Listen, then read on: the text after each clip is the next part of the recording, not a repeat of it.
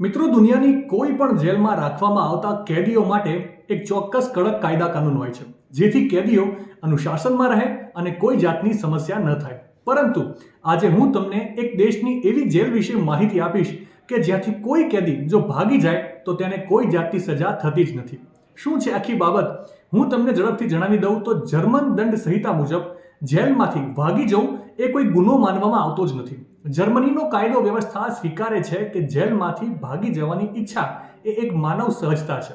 જર્મનીના કાયદા અનુસાર જેલમાંથી ભાગી જવા બદલ કેદીને સજા આપવામાં આવતી નથી.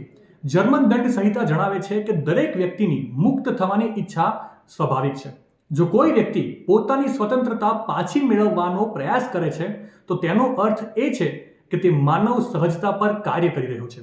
આ એક માનવ વર્તન છે, કોઈ ગુનો નથી.